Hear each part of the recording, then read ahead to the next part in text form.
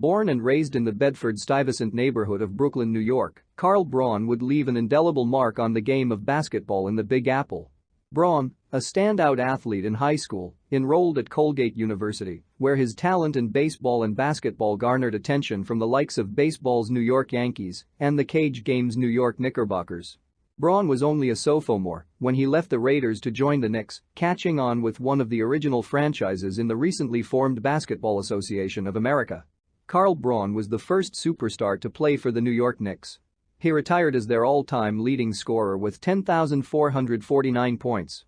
Former NBA Commissioner David Stern said that when he was growing up in the 1950s, he used to spend hours trying to copy the over-the-head shot that Carl was known for. As a rookie, Brawn set the Knicks' single-game scoring record when he torched the Providence Steamrollers for 47 points. Very soon, the Knicks would feature Harry Gallatin, Nat Clifton, Dick McGuire and later Richie Guerin, the perfect backcourt mates for Brawn's accuracy from the floor. Brawn led the Knicks in scoring 7 straight seasons, earning 5 All-Star nods along the way. The native New Yorker joined the Boston Celtics in 1961 to help Auerbach and the Green win the franchise's 5th championship in 6 years.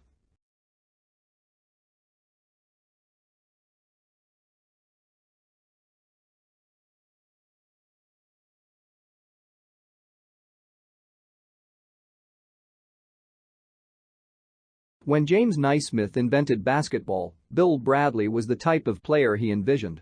Despite his many successes, Bradley possessed intangibles that do not always show up on the stat sheets. A thinking man's player, Bradley could watch a play develop 2 or 3 passes ahead of time. This scientific approach helped him to excel on both the college and professional level. Bradley was the focal point of Princeton's offense, where he was a 3-time All-America and the 1965 Associated Press Player of the Year.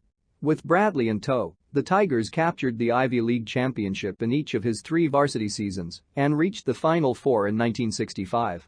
Bradley averaged 35 points per game that year to lead all scorers in the NCAA tournament. As a 10-year pro with the New York Knicks, Dollar Bill was an integral part of a team of all-stars and developed into one of the league's top forwards, helping lead the team to the 1970 and 1973 NBA championships. Bradley's graduation year, 1965, was the last year that the NBA's territorial rule was in effect, which gave professional teams first rights to draft players who attended college within 50 miles of the team. The New York Knicks 1 mile closer to Princeton than the Philadelphia 76ers drafted Bradley as a territorial pick in the 1965 draft, but he did not sign a contract with the team immediately. While studying politics, philosophy, and economics at Oxford, he commuted to Italy to play professional basketball for Olimpia Milano, then called Simmenthal, during the 1965-1966 season, where the team won a European Champions Cup predecessor to the modern EuroLeague. Bradley was also a member of the Oxford University Basketball Club and helped lead the men's basketball team to back-to-back British University Sports Federation championships in 1965 and 1966 and the Amateur Basketball Association National Championship in 1966. Bradley dropped out of Oxford in April 1967, 2 months before graduation, to enter the Air Force Reserves. The following year, Oxford allowed Bradley to take special exams, enabling him to graduate. He served 6 months on active duty as an officer, though the requirement was 4 years' service. Bradley joined the New York Knicks in December 1967, having missed the preseason and several weeks of the 1967-1968 season. He was placed in the backcourt, although he had spent his high school and college careers as a forward. Neither he nor the team did well, and in the following season, he was returned to the forward slot. Then, in his 3rd season, the Knicks won their first NBA championship, followed by the second in the 1972-73 season, when he made the only All-Star game appearance of his career. Over 742 NBA games all with the Knicks, Bradley scored a total of 9,217 points, an average of 12.4 points per game, and averaged 3.4 assists per game. His best season scoring average was 16.1 points per game in the 1972-73 season, during which he also averaged a career-best 4.5 assists per game. During his NBA career, Bradley used his fame on the court to explore social as well as political issues, meeting with journalists, government officials, academics, businesspeople, and social activists. He also worked as an assistant to the director of the Office of Economic Opportunity in Washington, D.C., and as a teacher in the street academies of Harlem. In 1976, he also became an author by publishing Life on the Run.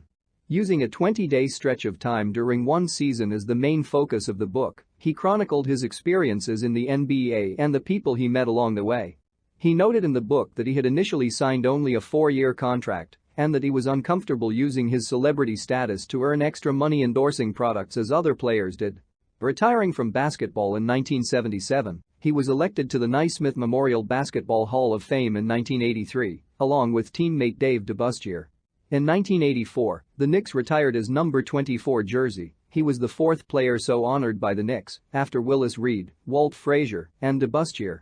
He is one of only two players, along with Manu Ginobili, to have won a EuroLeague title, an NBA championship, and an Olympic gold medal.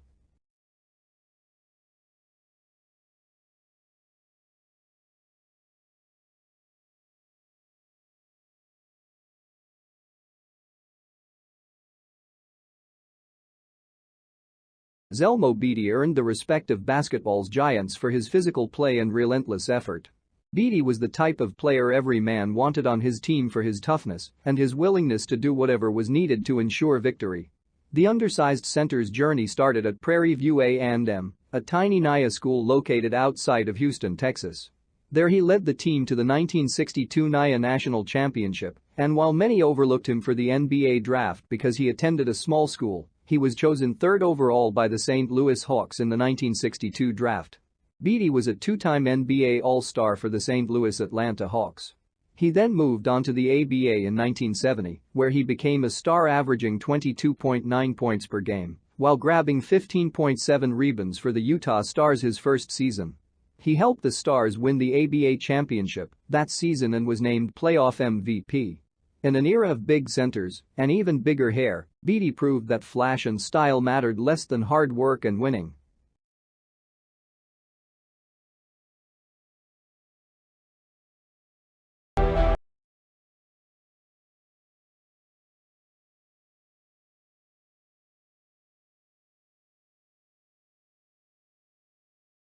While pitch and Paul Arizon owned a textbook-perfect jump shot, a shot that opposing coaches described as genius akin to Renoir or Rembrandt, the story of Arizon's climb to greatness reads like a Horatio Alger tale. In high school, he did not try out for baseball until his senior year, and then he failed to make the team. Attending Villanova University without a scholarship, Arizon's hard work and perseverance paid off, earning him a place on the team as a sophomore. This once unknown player set a single-game scoring record with 85 points against the Philadelphia Naval Air Materials Center, a record that was later abandoned because the Naval Center was not an accredited college. He was named the College Player of the Year in 1950. Arizon led the NBA in scoring in 1952 and 1957 and was among the league's best each season. As a member of the Philadelphia Warriors, Arizon played in the NBA All-Star Game 10 times during his career.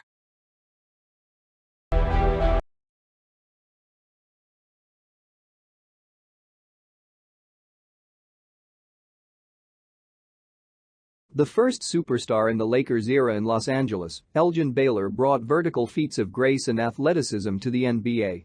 He averaged 27.4 points per game in his career, was a top-flight performer in the playoffs, and helped lead LA to 8 finals berths in his 14 NBA seasons. While other players since his playing days have garnered accolade for their aerial artistry, Baylor was perhaps the NBA's first player to showcase those skills. He had an uncanny ability to hang in mid-air indefinitely, inventing shots and improvising deception along his flight path. Years before Julius Erving and Michael Jordan became international heroes with their similarly acrobatic games, Baylor created the blueprint for the modern superstar. Career as a rookie, Baylor averaged 24.9 ppg, 15.0 rpg and 4.1 ap, en route to Rookie of the Year honors. The Lakers, then located in Minneapolis, went from missing the playoffs in 1957-58 to making the finals in 1958-59, where they lost 4-0 to the Boston Celtics. That season, Baylor also scored 55 points in a game and was the All-Star Game MVP. Overall, scoring was never an issue for Baylor as he averaged 34.8, 38.3 and 34.0 ppg, respectively, from 1960 to 61 through 1962-63. From 1958 to 59 to 1969-70, Baylor had only one season scoring less than 20 ppg, 16.6 ppg in 1965-66, and averaged 24.5 ppg or more in 11 of those 12 seasons. The Lakers moved to LA in 1960 and Baylor keyed their heyday there in that decade.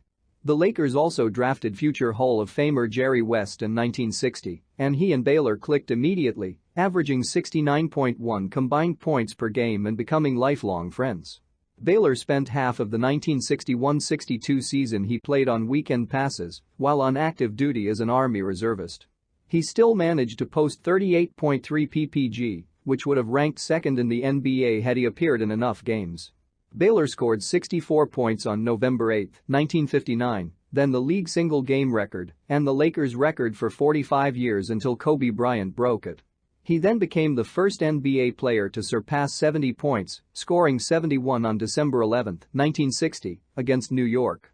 The finals proved to be a difficult playoff stage for Baylor and the Lakers. While he made 8 finals trips, he lost every time, falling 7 times to the rival Celtics and once to the New York Knicks. Los Angeles won the 1971-72 title, but only after Baylor retired 9 games into the season, dissatisfied with his standard of play due to his ailing knees. One of Baylor's finals records has stood the test of time, his 61-point showing in Game 5 of the 1962 finals. He shot 22 for 46 and 17 for 19 on free throws as the Lakers rallied in the fourth quarter for the win. The series would go to a Game 7, which the Lakers would lose 110-107 to the Celtics in an overtime heartbreaker.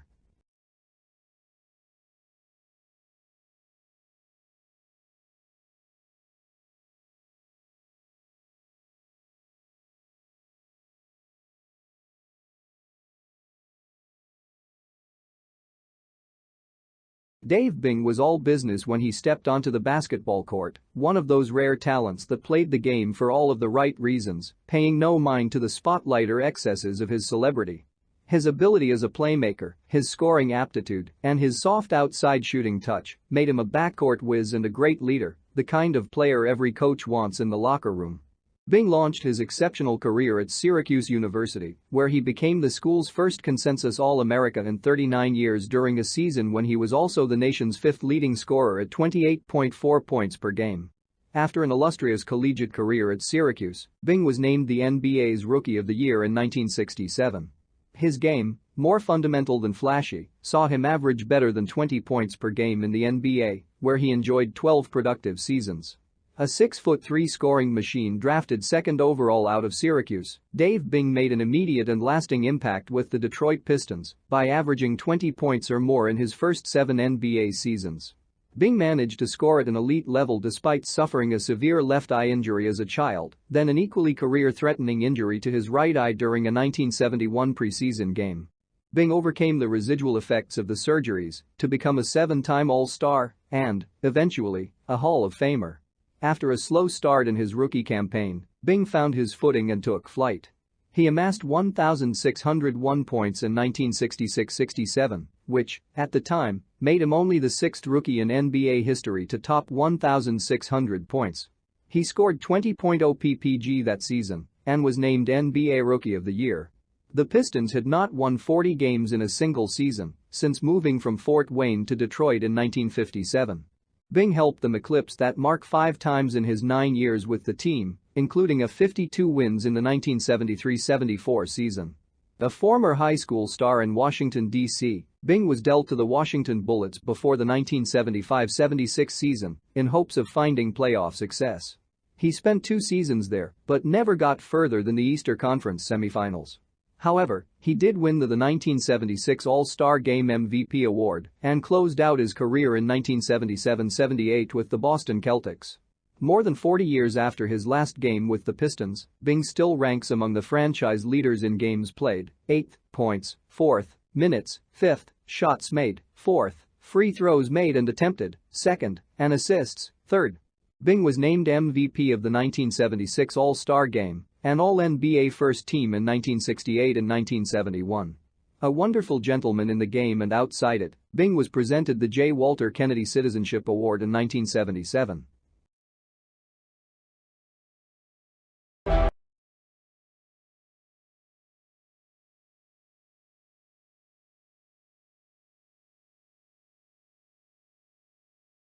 Billy Cunningham, the Kangaroo Kid, was a great leaper, scorer, and rebounder. Billy was a tough competitor who achieved success on all levels of basketball. He led his high school team, Erasmus Hall, to the New York City Championship in 1961. In college, Cunningham played for the University of North Carolina Tar Heels and Hall of Fame coach Dean Smith. He was a two-time All-American at North Carolina and was subsequently selected in the first round of the 1965 NBA draft by the Philadelphia 76ers. Billy was the sixth man on the Philadelphia 76ers championship team in 1967, one of the best teams to ever play the game. Cunningham was named to the NBA All-Rookie team after the 1965-66 season. Billy teamed with Hall of Famers Wilt Chamberlain, Hal Greer, and Chet Walker to help the Philadelphia 76ers win the 1967 NBA championship. Some consider the 1967 team to be the best team ever. Cunningham was a four-time NBA All-Star, competing in the game each year from 1969 to 1972. In 1973, Billy was again selected as an All-Star, this time for the Carolina Cougars of the ABA. Billy was All-NBA First Team 3 times, All-NBA Second Team once, and All-ABA First Team once. Cunningham was selected the ABA Most Valuable Player in 1972-73 while playing for the Carolina Cougars. Cunningham played 7 years for the Philadelphia 76ers in the NBA, then left for 2 years to play for the Carolina Cougars of the ABA. He finished his career by playing his final 2 years back in Philadelphia. Billy ended his NBA and ABA career with averages of 21.2 points, 10.4 rebounds, and 4.3 assists per game. Cunningham coached in the NBA for 8 years for the Philadelphia 76ers after his playing career ended. He led the 76ers to 3 Eastern Conference championships and the 1982-83 NBA championship. That championship team was led by Hall of Famers Julius Erving and Moses Malone. Cunningham finished his coaching career with a regular season winning percentage of .698, behind only Phil Jackson's winning percentage of .705. Billy was selected as one of the 50 greatest players in NBA history in 1996. After his career ended, Cunningham worked as an NBA television broadcaster and also became a part owner of the Miami Heat.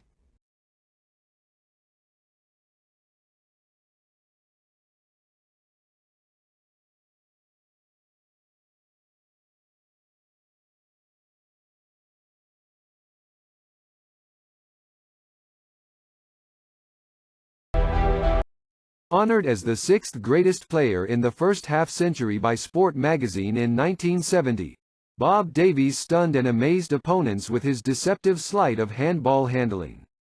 Nicknamed the Harrisburg Houdini, Davies made the extraordinary look simple. He often used behind the back, through the legs, and over the head ball maneuvers not to show off but to produce results. With his exciting repertoire of moves, Davies led Seton Hall to 43 consecutive victories from 1939 to 1941. After a stint in the military, Davies brought his magic touch to the professional level, playing 2 seasons in the American Basketball League before embarking on a 10-year career with the Rochester Royals of the National Basketball League, the Basketball Association of America, and then the NBA, where he captured 2 titles in 1946 and 1951. Davies is considered one of the finest guards in basketball history, an innovative playmaker and floor general. Davies was the second biggest attraction in the early days of professional basketball, after the legendary George Mikan. He helped lead his team, the Rochester Royals, to the 1951 NBA championship. In 1948-49, Bob led the BAA in assists with 321. Davies played in 4 NBA All-Star games from 1951 through 1954. Bob was selected to the All-BAA, NBA First Team 4 times from 1948-49 through 1951-52. Davies and Bobby Wanzer formed one of the early NBA's best backcourts and they led the Rochester Royals to the NBA championship in 1951. Arnie Risen and Red Holzman were also members of the team. Davies is considered the best ball handler of the first half of the 20th century and is the inventor of the behind-the-back pass. His ball handling and shooting helped bring on the faster style of play in the NBA's early days that continues today. In 1946-47, Davies was the National Basketball League's most valuable player. That year he also coached Seton Hall to a 24-3 record. Davies was named to the NBA's 25th anniversary team in 1970.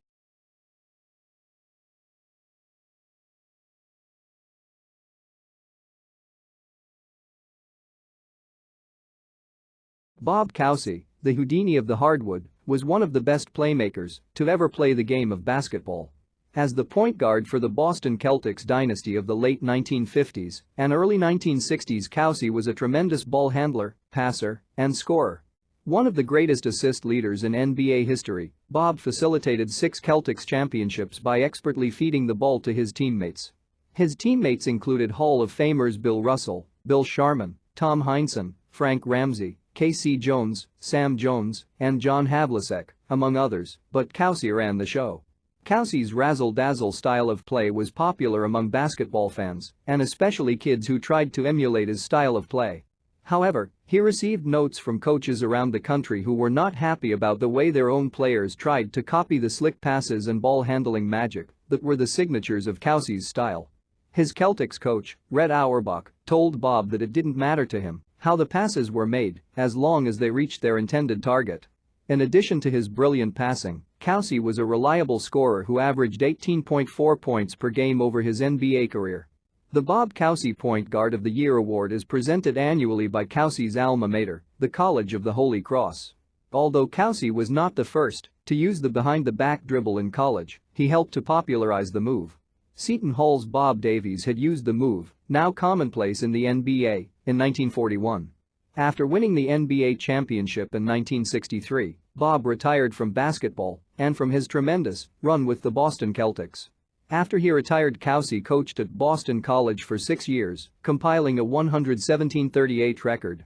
During the 1970-1971 season, while he was 41 years old and coaching the Cincinnati Royals, Bob made a brief 7-game return to the court as a player. The move was designed to motivate his players and bring in fans.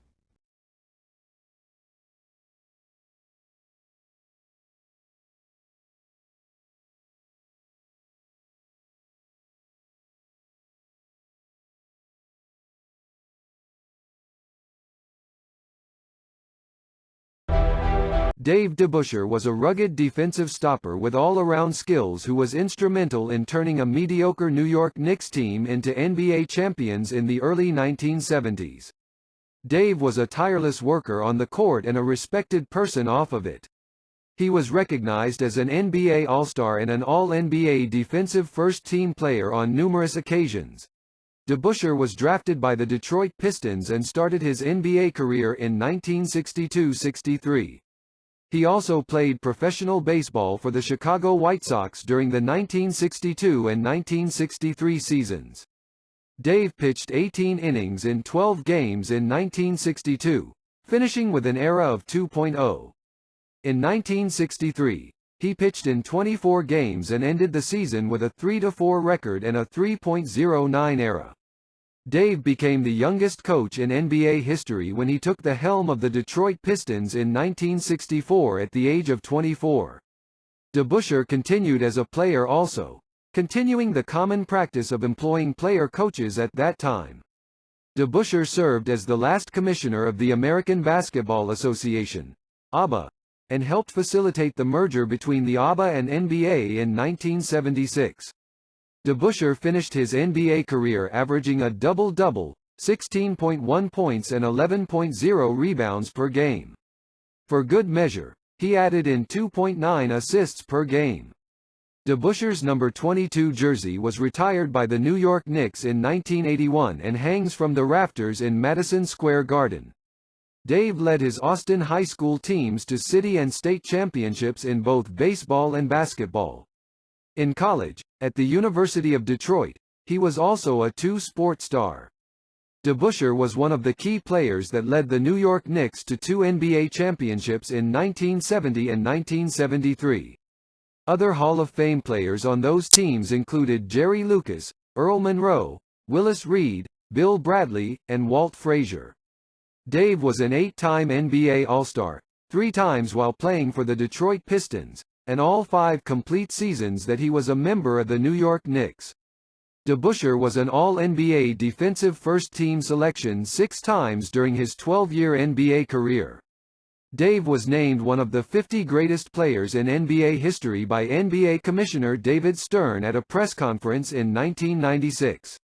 After his passing in 2003, NBA Commissioner David Stern said of DeBusk, "As a player, coach, general manager, and ABA commissioner, Dave DeBusk was a winner.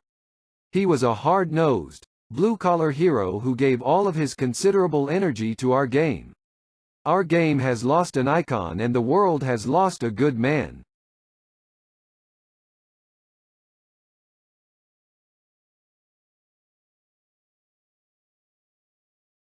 Walt Bellamy had a stellar 14-year career in the NBA and was the NBA first overall draft pick in 1961.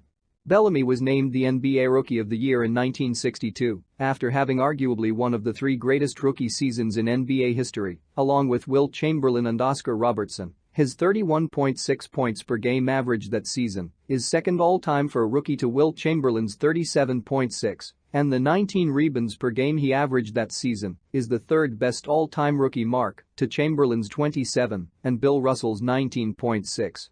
No NBA rookie has since surpassed Bellamy's 973 field goals during the 1961-62 season. Bellamy also led the NBA in field goal percentage in his rookie season and had a 23.17 rebound performance in the 1962 NBA All-Star Game.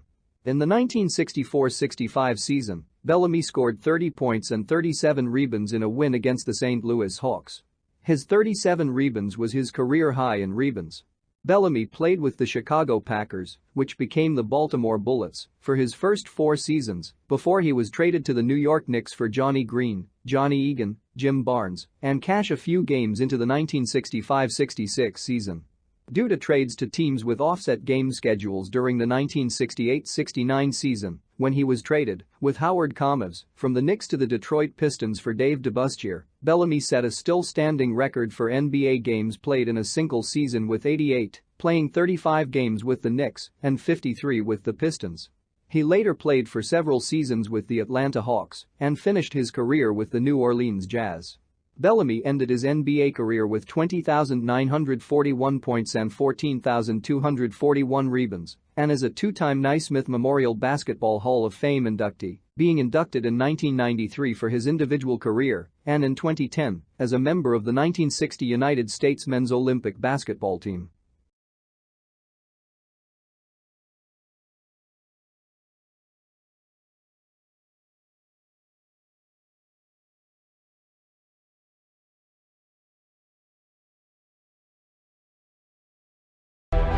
A tenacious and fiery competitor, Gail Goodrich used intelligent ball handling skills and excellent court vision to lead 2 of the most successful teams in basketball history.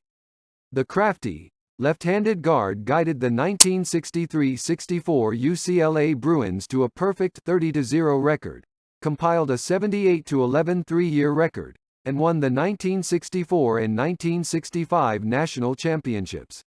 In both of those championship seasons, Goodrich was named to the NCAA Final Four All-Tournament team and he finished as UCLA's all-time leading scorer, 1,690 points. With the Lakers, Goodrich helped the 1971-72 team to a 69-13 record and the NBA title as well as an NBA record 33 consecutive wins while playing with fellow Hall of Famers Jerry West and Wilt Chamberlain. Although many believed Goodrich was too small for the college game and too frail for the pros, he proved his doubters wrong. He was a better-than-average shooter but his ability to score in a variety of ways was what really set him apart. Gail was a crafty, left-handed shooter who could score and distribute the ball.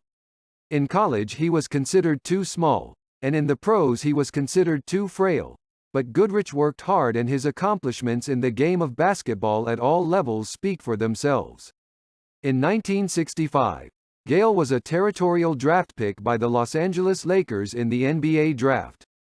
This practice, which ended after 1965, allowed teams to give up their first-round pick to select a local player that they believed would increase the team's fan base. The Lakers lost Goodrich in the 1968 expansion draft when he was selected by the Phoenix Suns. In 1968-69, Gail averaged 23.8 points per game and became the star of the new franchise. It was the first time in his career that Goodrich was a starter and he made the most of his opportunity. He played for the Suns for 2 years before he was traded to the Lakers for center Mel Counts. The Lakers were thrilled to have him back. After Wilt retired in 1973 and West retired in 1974, the Lakers entered into a down cycle. Goodrich, after a messy contract dispute, decided to sign as a free agent with the Utah Jazz after the 1976 season.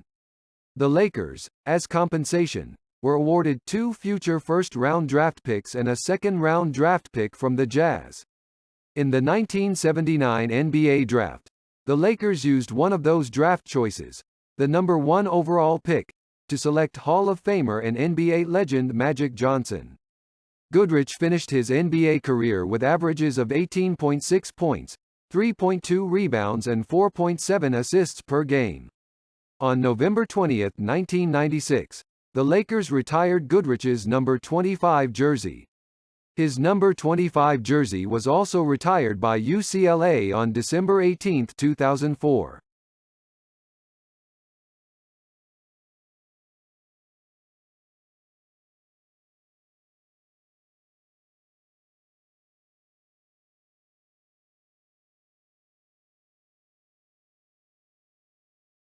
Athletic guard, Hal Greer had a sweet shooting touch and was deadly on the fast break. Greer's career was an assault on the NBA record books. At the time of his enshrinement, he ranked among the top 10 all-time in points scored, 21,586, field goal attempts, 18,811, field goals made, 8,504, minutes played, 39,788, and personal fouls, 3,825. In a 15-year career, Greer averaged 19.2 points per game, 8 seasons of 20 points or more, and recorded 4,540 career assists. At Marshall University, Greer became the first African American to play for a major college team in West Virginia. He developed an accurate one-hand jump shot, and set Marshall's career record for field goal percentage at .545. Greer was named All-Conference in 1957 and 1958 and spent 15 seasons in the NBA with the Syracuse Nationals and Philadelphia 76ers. He produced consistent, if not flashy, results over his professional career and helped lead Philadelphia to an NBA championship. Greer was honored as an NBA All-Star selection in 10 consecutive seasons from 1960-61 to 1969-70. He was the 1968 NBA All-Star Game Most Valuable Player. Hal teamed with Wilt Chamberlain, Billy Cunningham, and Chet Walker to lead the Philadelphia 76ers to the NBA championship in 1967.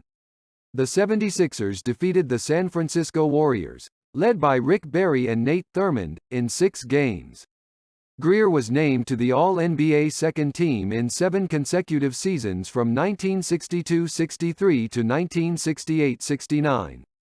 The only player to jump shoot his free throws, the productive Greer had logged 1,122 games when he retired from the NBA in 1973, setting another league record. The 76ers retired Greer's number 15 jersey on November 19, 1976. Making him the first player from that team to be so honored. In his Hall of Fame speech, Hal explained that he had 4 goals when he entered the NBA in 1958. His first priority was to buy a shiny, new car. His other goals were to be an NBA All-Star, to win an NBA championship, and to be inducted into the Hall of Fame. Greer accomplished all 4 goals. In 1996, Hal was named one of the 50 greatest players in NBA history.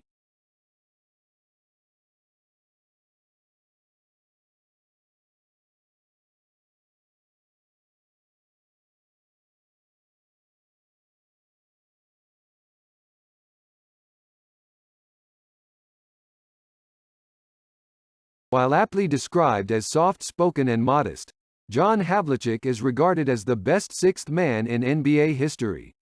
Hondo, who popularized the integral role of the sixth man, was a collegiate star at Ohio State. An All-America and All-Big Ten selection in 1962, Hondo teamed with Larry Siegfried and fellow Hall of Famers Jerry Lucas and Bob Knight to land Ohio State the 1960 NCAA championship. Havlicek combined his running ability and endurance to establish a style of constant movement on offense and defense that frustrated opponents and added to the Boston Celtics' magic. Havlicek never stopped from the opening tip to the final buzzer, running circles around the opponent. Bigger and stronger than most guards and quicker than most forwards, Havlicek was a tough cover for the opposing team. At 6'5", John could handle the ball well. He was an effective shooter and a top defender. Havlicek starred as a sixth man on his early Celtic teams and was usually on the court during the crucial ending of games. John won 8 NBA championships with the Boston Celtics, playing alongside such Celtic greats as Bill Russell, Bob Cousy, Sam Jones, K.C. Jones, Tom Hinson, Frank Ramsey, Clyde Lovellette, Bayy Howell, Dave Cowens, and Joe White. He won his first NBA championship as a rookie in 1962 and his final championship 13 years later, in 1976. From the day he arrived in Boston, Havlicek was a scoring threat, and became the first player to score 1,000 points in 16 consecutive seasons. John was continually recognized as one of the top players in professional basketball. He was a 4-time All-NBA first-team selection, a 7-time All-NBA second-team selection, a 5-time All-Defensive first-team selection, and a 3-time All-Defensive team selection. In addition, Havlicek was on the NBA All-Rookie first team and was voted the most valuable player of the 1974 NBA Finals. During his 16 years with the Boston Celtics, coach Red Auerbach described Havlicek as the guts of the team. Havlicek was selected as one of the 50 greatest players in NBA history in 1996.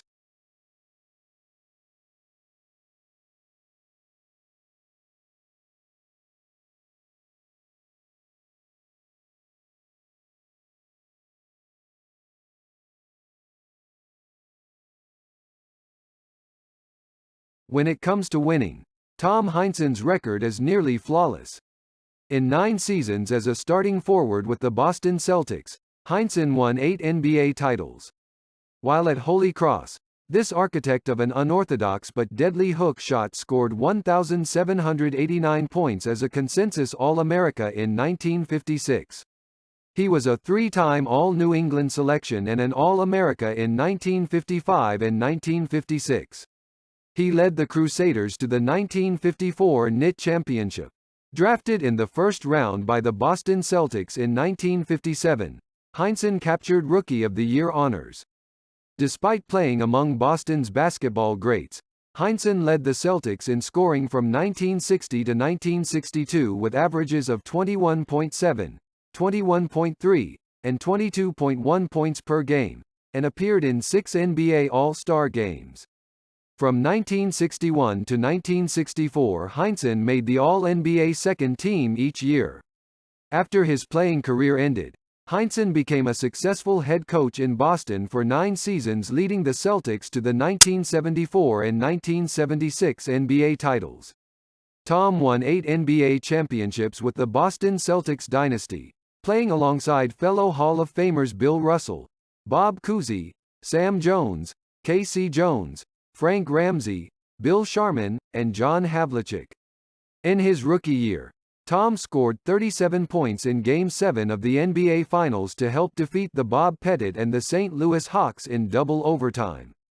Bill Russell was the next highest scorer on the Celtics that game with 19 points. Hinson finished his 9-year NBA career with averages of 18.6 points and 8.8 rebounds per game on Celtic teams with a multitude of star players. After his playing career ended, Tom became the Celtics coach, succeeding Bill Russell.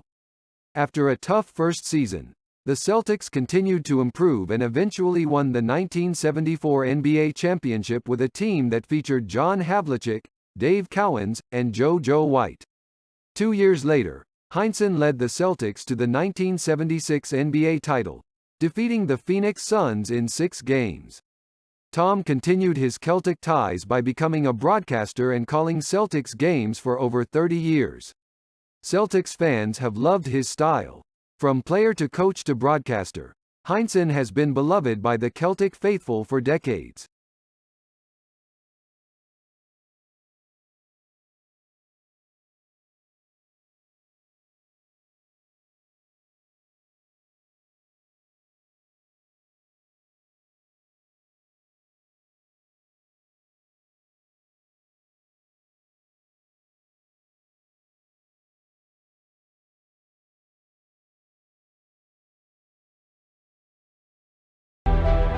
Nicknamed Mr. All-Around by Hall of Fame coach Ken Loeffler, Tom Goola was a Philadelphia folk hero.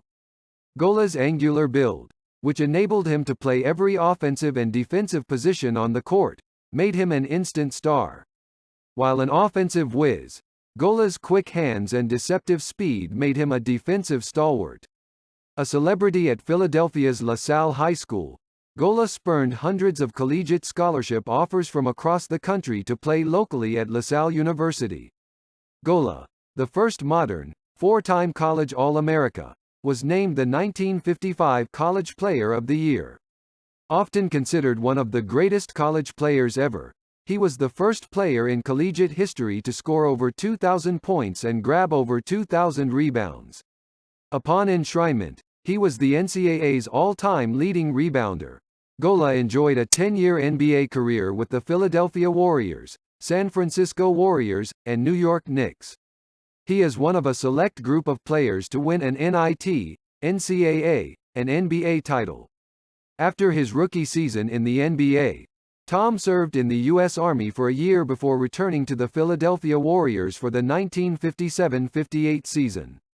In the NBA, Goola focused his energies on defense, rebounds, and assists because his team already had proven scorers.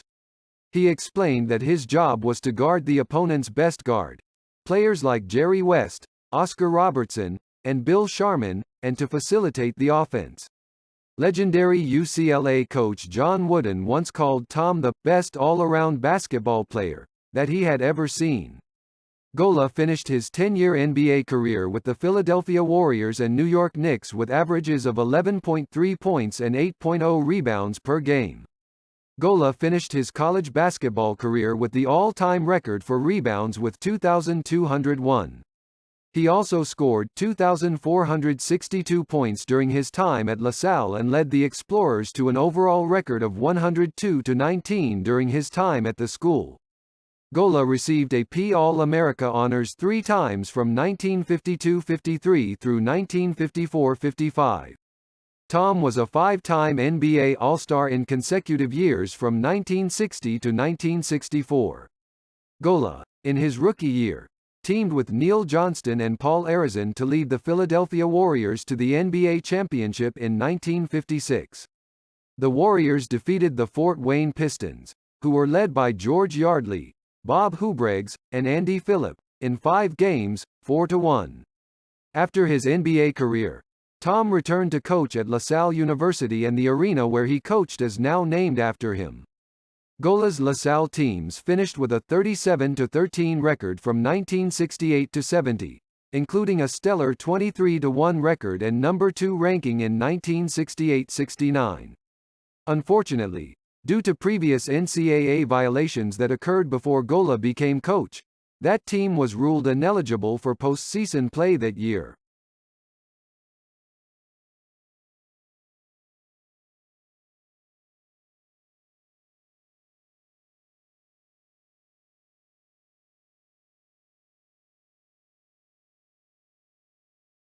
Sam Jones, Mr. Clutch, was a key member of the Boston Celtics NBA dynasty in the late 1950s and 1960s.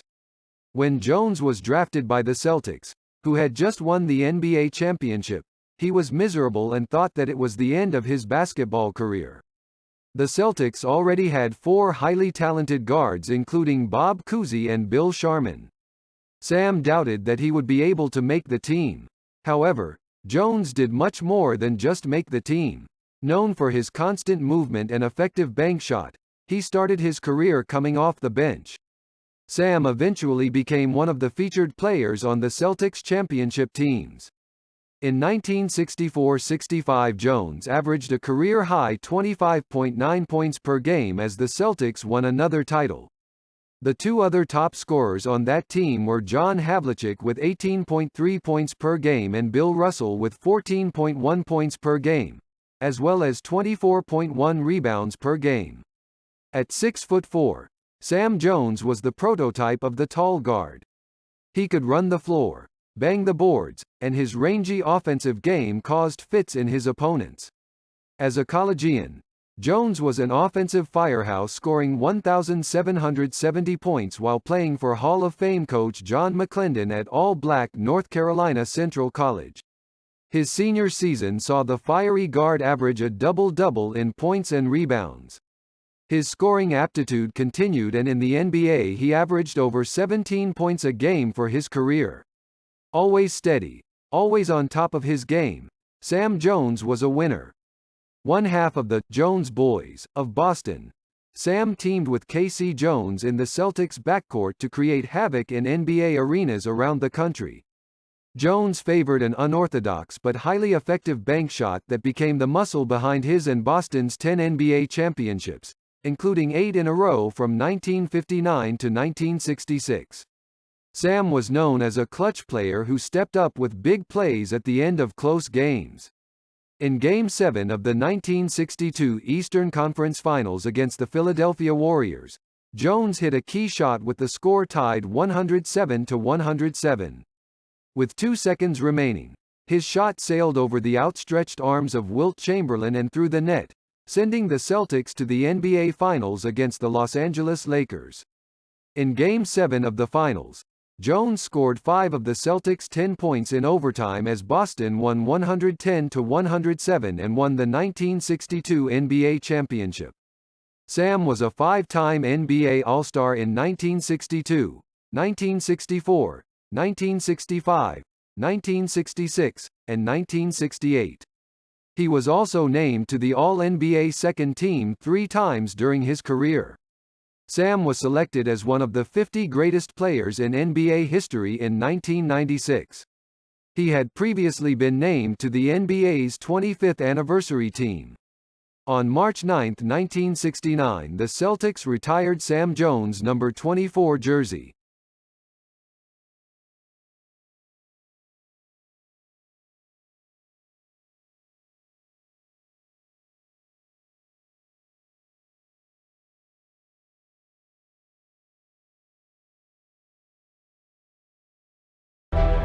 With one of basketball's most devastating hookshots and a dazzling quickness and strength, Cliff Hagen starred at the University of Kentucky, and for 13 professional seasons with the NBA's St. Louis Hawks and the ABA's Dallas Chaparrals.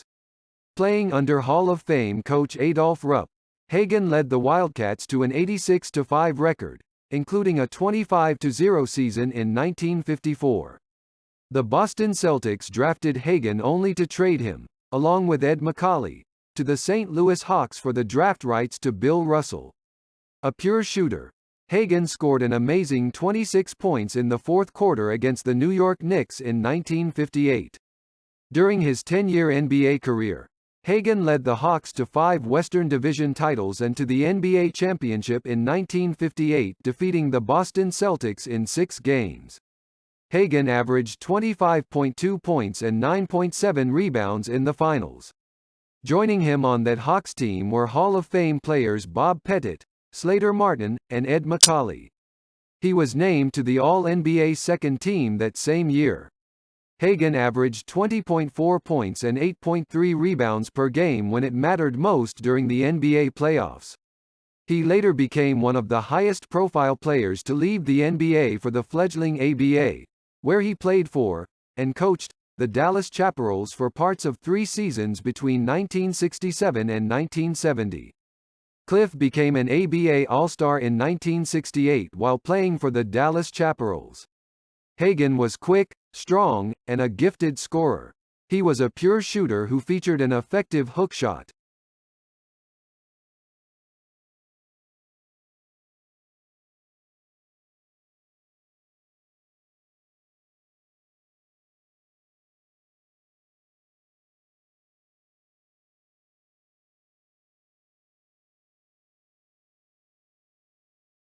A hard-nosed, playmaking guard and defensive specialist, it would be hard to find a basketball personality who achieved more as a player and a coach than K.C. Jones.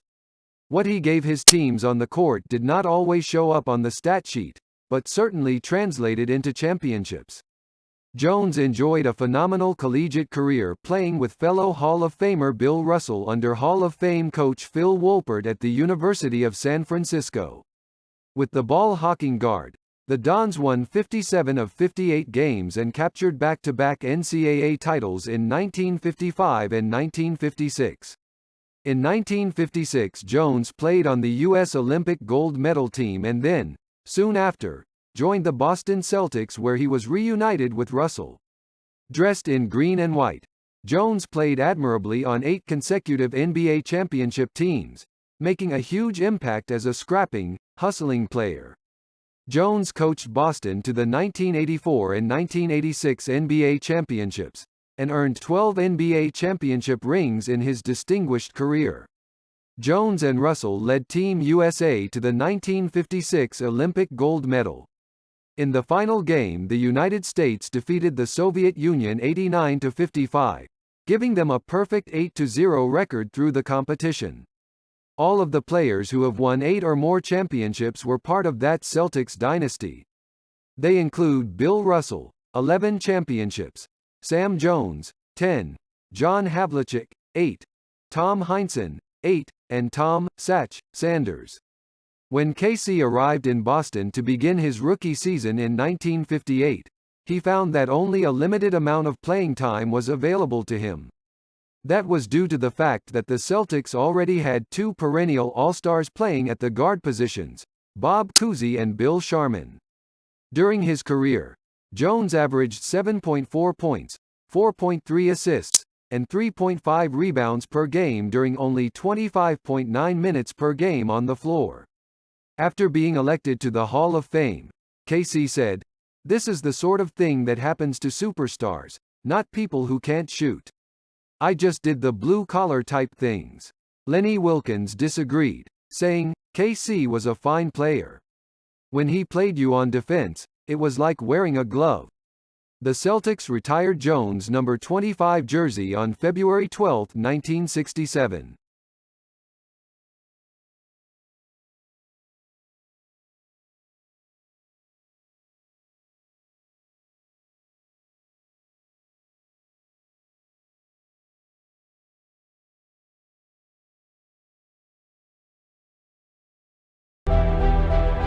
Jerry Lucas, a revered name in the realm of basketball, stands tall as an NBA Hall of Famer whose exceptional skills and contributions have left an indelible mark on the sport.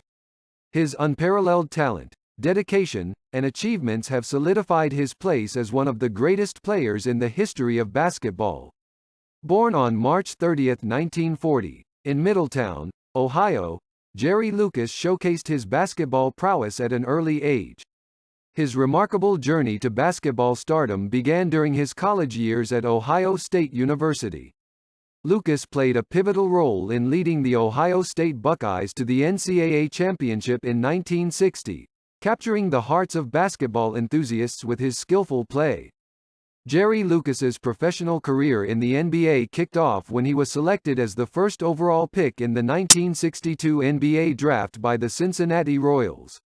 Renowned for his versatility, Lucas was a force to be reckoned with on both ends of the court. His exceptional rebounding, shooting accuracy, and basketball IQ set him apart as a true all-around player. Lucas's impact was evident as he helped lead the Royals, later known as the Sacramento Kings, to the NBA Finals in 1963-64. However, it was with the New York Knicks that he truly achieved his championship dreams. Lucas was an integral part of the Knicks lineup during their victorious 1972-73 season, clinching an NBA championship. Jerry Lucas's storied career is adorned with numerous accolades, showcasing his exceptional abilities on the court. NBA champion, 1972-73, New York Knicks, NBA All-Star selections, 7, 1964-1969, 1971, All-NBA First Team selections, 3, 1965, 1966, 1968, NBA Rookie of the Year, 1964, NBA Rebounding Champion, 1965, 1966. Beyond his basketball feats, Jerry Lucas demonstrated remarkable intellect. He earned a reputation as a memory expert, authoring books on memory enhancement and mental exercises. This combination of athletic prowess and intellectual pursuits made him a unique figure in the sports world. His career stats are: points per game, 17.0, rebounds per game, 15.6, assists per game, 3.3, field goal percentage, 49.9%, free throw percentage, 80.9%. Jerry Lucas's legacy extends beyond the hardwood. His contributions to basketball, both as a player and as a thinker, have inspired generations. Lucas's exceptional skills, basketball IQ, and work ethic have set a standard for excellence that aspiring players strive to emulate. His induction into the NBA Hall of Fame in 1980 solidified his status as one of the greatest basketball players of all time. Jerry Lucas's journey from a young basketball prodigy to an NBA Hall of Famer exemplifies the power of talent, hard work, and dedication. His achievements on the court and his intellectual pursuits off the court have left an enduring impact on the sport of basketball. Jerry Lucas's name will forever be etched in the annals of basketball history as a true legend and a testament to the magic that happens when exceptional skill and unwavering passion converge.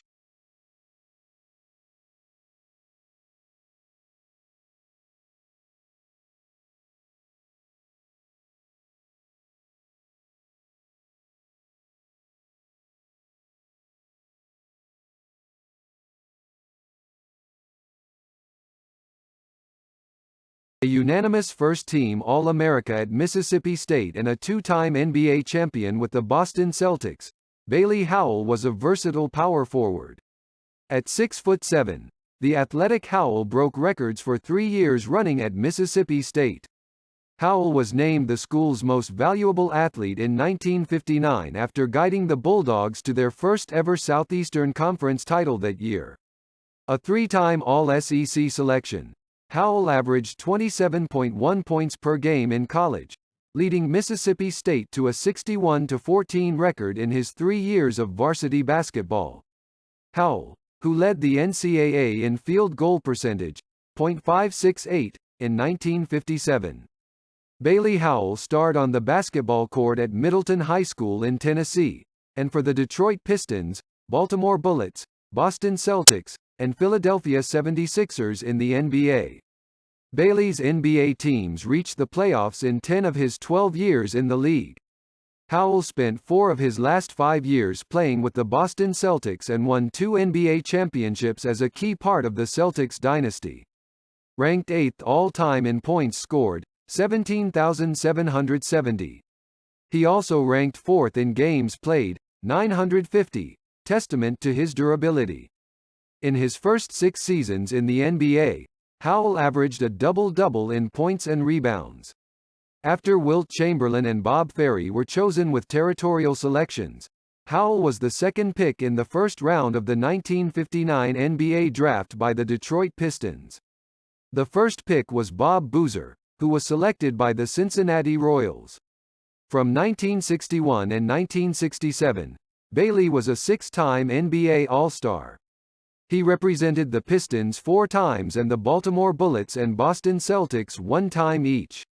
Howell helped the Celtics to 2 NBA championships in 1968-69 and 1969-70.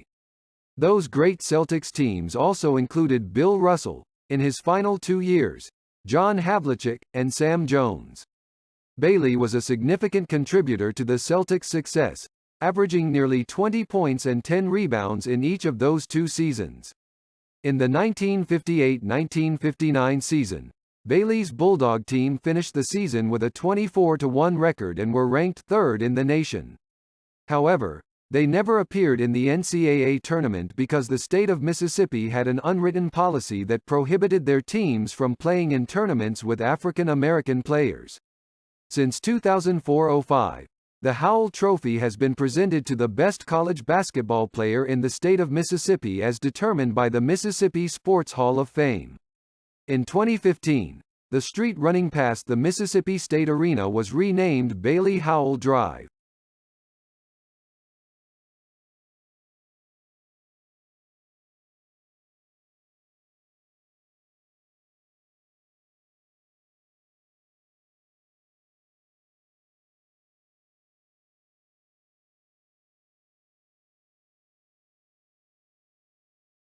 Neal Johnston was one of the top centers to play the game of basketball in the 1950s. However, he remains relatively unknown and overshadowed by George Mikan, who came before him, and Wilt Chamberlain, who started his career shortly after Johnston on the same team. Neal was known for his hook shot, but he also had a strong one-handed shot and was one of the NBA's top rebounders. During his rookie season with the Philadelphia Warriors in 1951-52, Neal only played 15.5 minutes per game. The scoring on that team was handled by Paul Arizon, Joe Fulks, and Andy Phillip. The following year Johnston saw his playing time escalate to 45.2 minutes per game due to Arizon being called to serve in the Marines and Fulks becoming less effective at the end of his career. Neal's scoring average skyrocketed from 6 points per game the previous year to 22.3 points per game in 1952-53. Johnston had become a star in the NBA and would continue to be one of the top players for the next 5 to 6 years. Johnston and the Philadelphia Warriors won the 1955-56 NBA championship, defeating the Fort Wayne Pistons 4-1. The Pistons were led by Hall of Famers George Yardley and Bob Houbreggs and included Mel Hutchins, Larry Faust, and Andy Phillip. The Warriors were led by Hall of Famers Johnston and Paul Arizon and included Jack George, Tom Goola, and Joe Grabowski. In his 8-year career, Neal was an NBA All-Star 6 consecutive times from 1953 through 1958. Johnston was also named All-NBA First Team 4 times from 1952-53 through 1955-56 and All-NBA Second Team in 1956-57. Neal was the leading scorer in the NBA in 1952-53, 22.3 points per game, 1953-54, 24.4 points per game, and 1954-55, 22.7 points per game. He also led the NBA in field goal percentage in 1952-53, .452, 1955-56, .457, and 1956-57, .447. To be the NBA scoring leader multiple times and to continually shoot a high percentage is truly an accomplishment. In addition to being a top scorer in the league, Johnston was also one of the top rebounders in the NBA. He led the league in rebounding in 1954-55 and finished in the top 6 in rebounding in 5 of his 8 NBA seasons. Neal is one of only 7 players in history to lead the NBA in scoring 3 years in a row. The other 6 are Michael Jordan, Kevin Durant, George Gervin, Bob McAdoo, Wilt Chamberlain, and George Mikan. That is an elite group to be a part of. Johnston finished his NBA career with averages of 19.4 points, 11.3 rebounds, and 2.5 assists per game.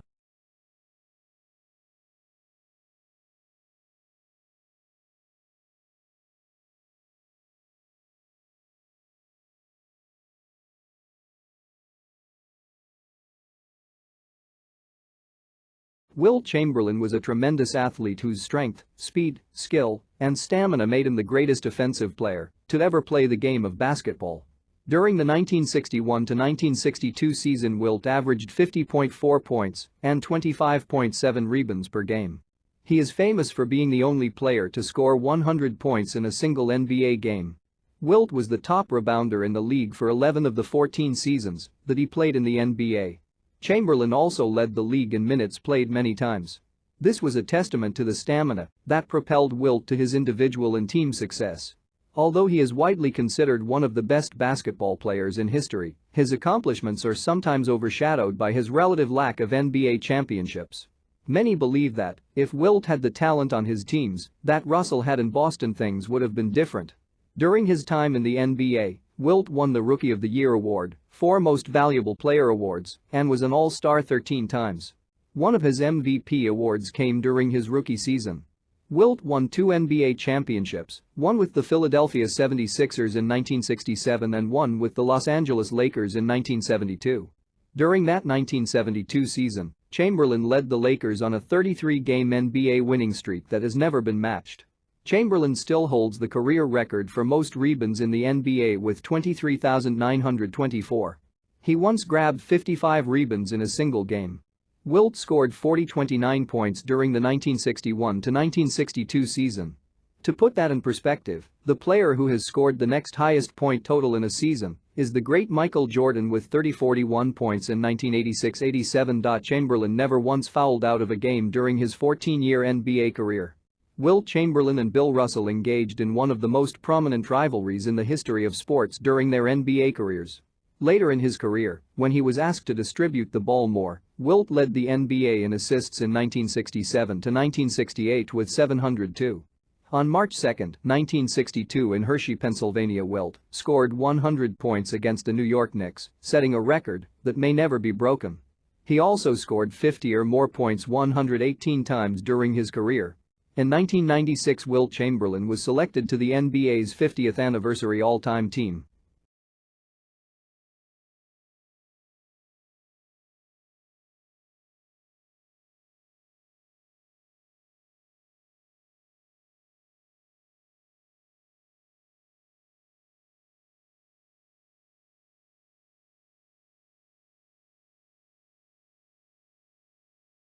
A legendary figure in the world of basketball, left an indelible mark on the NBA with his exceptional skills and leadership on the court. As a Hall of Famer and a key contributor to multiple championship-winning teams, Martin's career statistics and achievements continue to inspire basketball enthusiasts and players alike.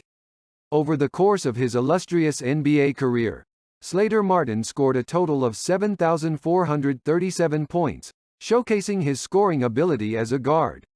Martin was known for his exceptional playmaking skills, amassing 4,018 assists during his time in the league. His court vision and passing ability were integral to his team's success. Despite his size standing at 5 feet 10, Martin was an impressive rebounder for a guard, recording a total of 2,884 rebounds during his career. He was also a tenacious defender, collecting 1,111 steals, a testament to his quick hands and defensive prowess. Slater Martin was a true winner, securing 5 NBA championships during his career. He won titles with the Minneapolis Lakers in 1950, 1952, and 1953, and then added 2 more championships with the St. Louis Hawks in 1957 and 1958. Martin was selected as an NBA All-Star 5 times during his career, reflecting his status as one of the league's premier guards. His defensive skills were highly regarded, and he was named to the NBA All-Defensive First Team 4 times in his career. Slater Martin is often regarded as one of the pioneers of the modern point guard position. His ability to distribute the ball, play tough defense, and make clutch plays set a precedent for future generations of point guards. Martin's remarkable success in winning 5 NBA championships underscores his ability to perform under pressure and make significant contributions to championship-caliber teams. His tenacity and leadership on the court have influenced numerous point guards who came after him, including Hall of Famers like Bob Cousy and John Stockton. Slater Martin's fierce competitiveness and will to win made him a respected figure not only among his teammates but also among opponents and fans. Slater Martin's impact on the NBA extends beyond his impressive statistics and awards. As a pioneer of point guard play, a 5-time NBA champion, and a Hall of Famer, he remains a symbol of excellence and tenacity on the basketball court. His legacy as a player who excelled in all facets of the game, from scoring and passing to defense and leadership, continues to inspire future generations of basketball players and fans, solidifying his place in the annals of basketball history. Slater-Martin will forever be remembered as a true pioneer of the sport and a champion in every sense of the word.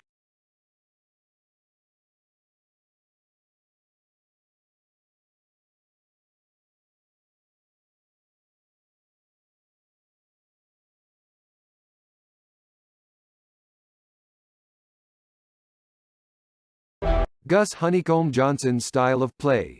A unique blend of grace, speed, strength, and creativity rarely seen during his era, became the model for future athletic power forwards. He scored, played defense, and leapt so high in traffic that other players claimed to hear him jump. Johnson was one of the first players to fly above the rim on both offense and defense, making an immediate impact on the NBA after being drafted by the Baltimore Bullets with the 10th pick in the 1963 NBA draft. In 1963-64, Johnson was selected to the NBA All-Rookie First Team along with Hall of Famers Jerry Lucas and Nate Thurmond.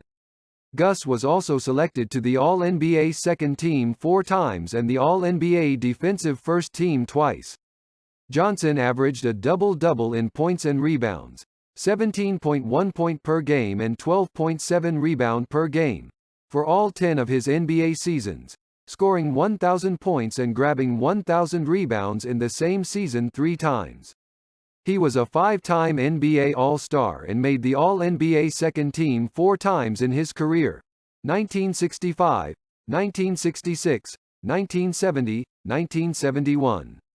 A key component of the Baltimore Bullets of the mid-1960s and early 1970s, he led the Bullets to 5 playoff appearances in 9 seasons, including the 1971 NBA Finals along with Wes Unseld and Earl Monroe, where they were swept by Kareem Abdul-Jabbar, Oscar Robertson, and the Milwaukee Bucks.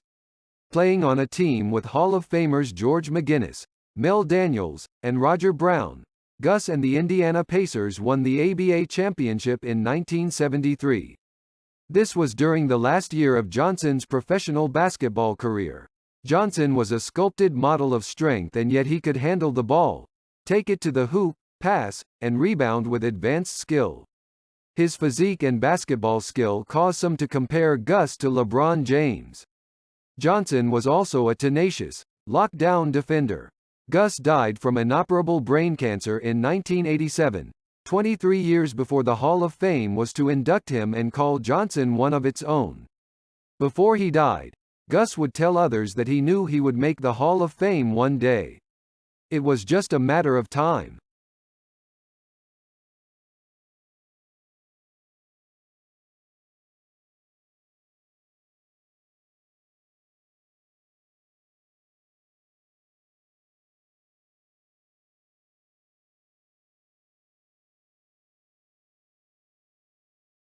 Clyde Lovellette, a basketball legend whose impact on the game is still felt today, solidified his place in the NBA Hall of Fame through his exceptional skills, impressive statistics, and his role in shaping the way basketball is played.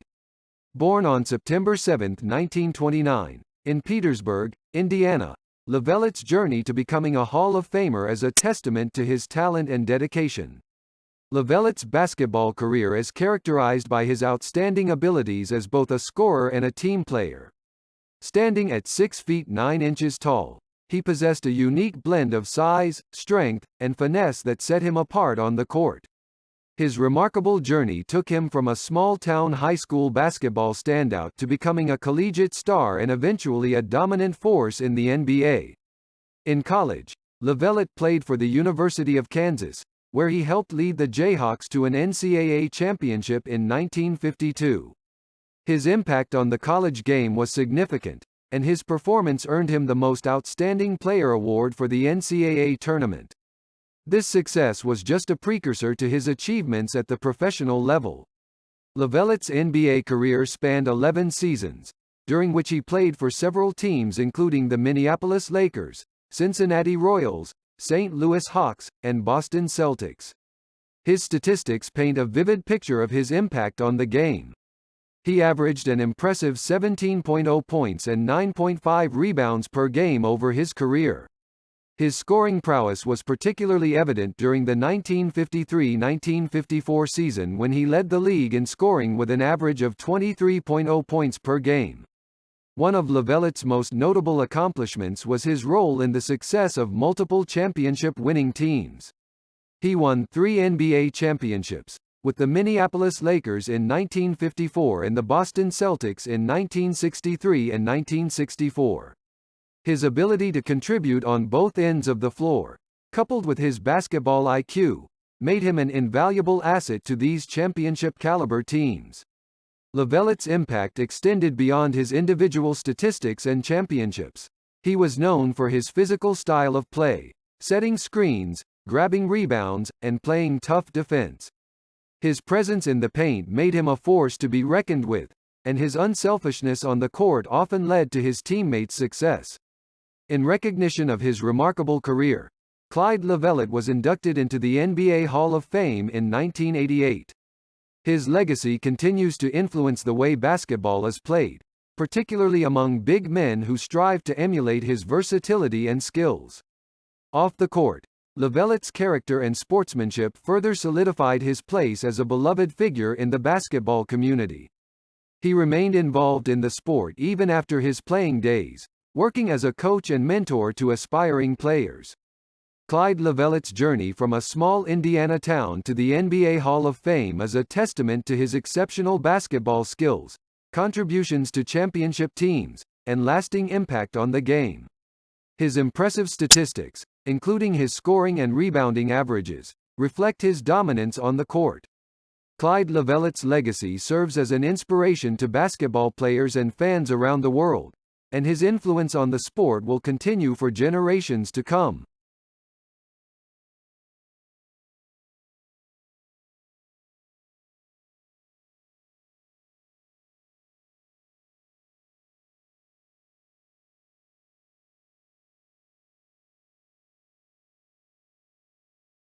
Ed Macauley, a true basketball pioneer, is a name etched in the annals of the National Basketball Association. Born on March 22, 1928, in St. Louis, Missouri, Ed Macauley displayed his basketball prowess early on. He played college basketball for St. Louis University, earning All-American honors and leading his team to the NIT championship in 1948. Macauley entered the NBA in 1949 when he was selected as the first overall pick in the draft by the St. Louis Bombers. Over his illustrious career, he played for the St. Louis Bombers, Boston Celtics, and St. Louis Hawks. Ed Macauley was a 7-time NBA All-Star, showcasing his consistency and excellence on the court. He was known for his versatility, with the ability to score, rebound, and distribute the ball effectively. Macauley was named to the All-NBA First Team 4 times during his career. In 1957, Ed Macauley achieved the pinnacle of success by winning an NBA championship with the Boston Celtics. His contributions to the team's success were invaluable. In 1960, he was inducted into the Naismith Memorial Basketball Hall of Fame, cementing his legacy as one of the game's greats. Macaulay's impact extended beyond the basketball court. He was known for his sportsmanship and commitment to the community. After retiring from playing, he transitioned into a successful career as a color commentator and served as the athletic director at St. Louis University. Ed Macaulay's legacy lives on in the hearts of basketball fans and players. His skill, leadership, and dedication to the game set a high standard for future generations. He remains an inspiration to aspiring athletes and serves as a testament to the enduring power of basketball. His career stats are: points, 11,234 points per game, 17.5 rebounds, 6,672 assists, 2,072 7-time NBA All-Star, 4-time All-NBA First Team Selection, NBA champion with the Boston Celtics, 1957. Inducted into the Naismith Memorial Basketball Hall of Fame in 1960. Ed Macaulay's impact on the NBA is undeniable, and his contributions to the game will be remembered for generations to come.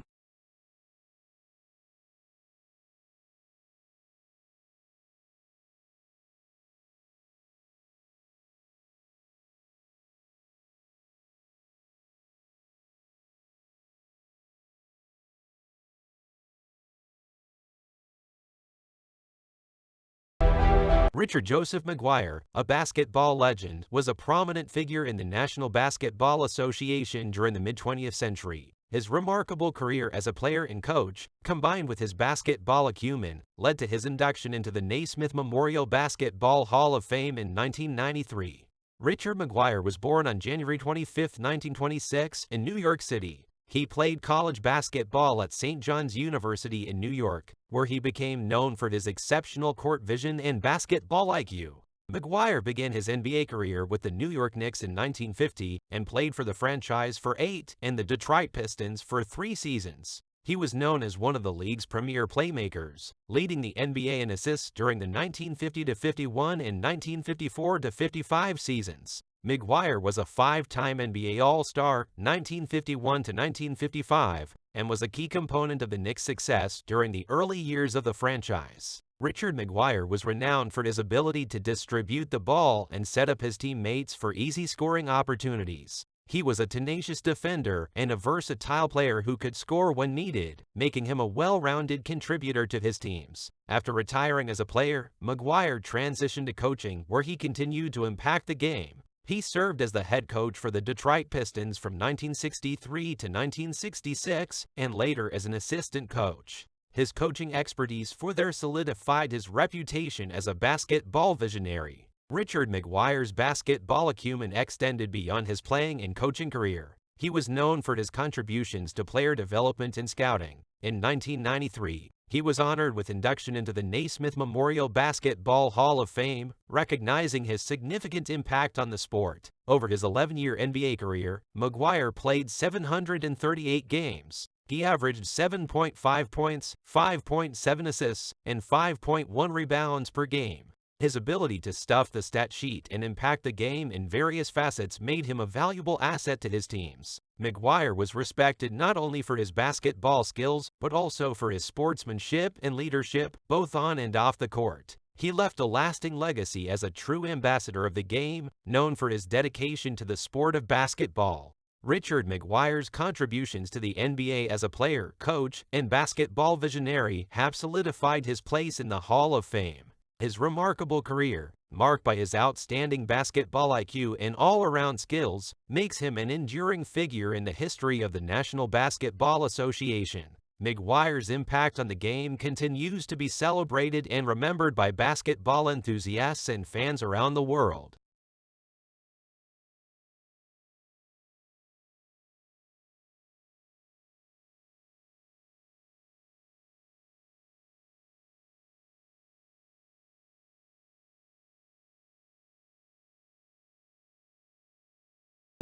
Richie Gayraw was a 6-time NBA All-Star whose all-around game made him one of the toughest of his era. Gayraw was in fact tough. His moxie and sheer will on display every night in the Garden. A great player at Iona, Gayraw spent most of his career in New York with the Gales and then the Knicks. He eventually landed in St. Louis playing for the Hawks, where he was a player-coach and even won Coach of the Year honors in 1968. Gayraw led the Knicks in scoring and assists for 4 straight seasons. His career highs of 57 points and 21 assists stood for more than 50 years. The Knicks languished in those years, but Gayraw was the toast of the town. New Yorkers loved him for his blue-collar style and never-say-die attitude. Richie was selected as an NBA All-Star 6 consecutive times from 1958 to 1963. Gayraw was chosen by the New York Knicks with the 17th overall selection in the second round of the 1954 NBA draft. Richie was an All-NBA second-team selection 3 times during his career. Gayraw finished in the top 10 in scoring 3 times in his NBA career. He also finished in the top 10 in assists 9 times. Richie was also inducted into the United States Marine Corps Sports Hall of Fame. Gayraw was the first New York Knicks player to score 2,000 points in a single season.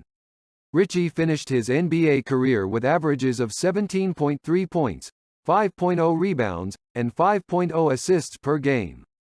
During his 13-year NBA career, Richie played for the New York Knicks, St. Louis Hawks, and the Atlanta Hawks. He became a player coach and then the coach of the Hawks. He finished his coaching career with a record of 327 wins and 291 losses and was named the NBA's Coach of the Year in 1968. In his last 2 years as the coach of the Atlanta Hawks, Greer coached the legendary Pete Maravich during his first 2 years in the NBA. As the player-coach of the St. Louis Hawks, Ritchie played with and coached fellow Hall of Fame basketball players Bob Pettit, Zelmo Bey, Cliff Hagen, and Lenny Wilkens.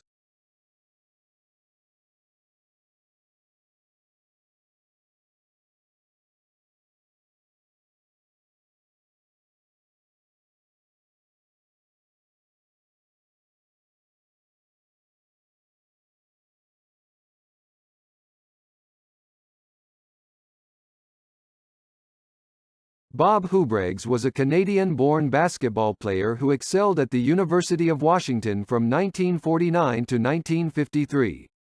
While there, Bob was a 3-time All-Pacific Coast Conference selection and he led the Huskies into the NCAA tournament in 2 of his 3 college seasons.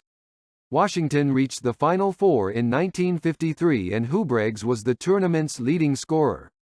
One of the best college basketball players in the early 1950s, Bob was known for his right-handed hook shot and helping to bring attention to West Coast basketball. He played for 5 seasons in the NBA and later became the general manager of the Seattle Supersonics. Bob was chosen by the Milwaukee Hawks with the 2nd pick in the first round of the 1953 NBA draft. Houbreggs played in a total of 281 NBA games over a 5-year career. He suited up for the Milwaukee Hawks, Baltimore Bullets, Boston Celtics, the Fort Wayne Pistons, and the Detroit Pistons. Bob finished his NBA career with averages of 9.3 points, 5.5 rebounds, and 1.8 assists per game. 61 years after his college basketball career ended, in 2014, Houbreggs still held the record for the top 3 highest-scoring games in University of Washington history. His top-scoring game was on January 10, 1953 when he scored 49 points. In addition to his enshrinement at the Hall of Fame in Springfield, Bob has also been inducted into the Husky Hall of Fame in 1979 and the Canadian Basketball Hall of Fame in 2000.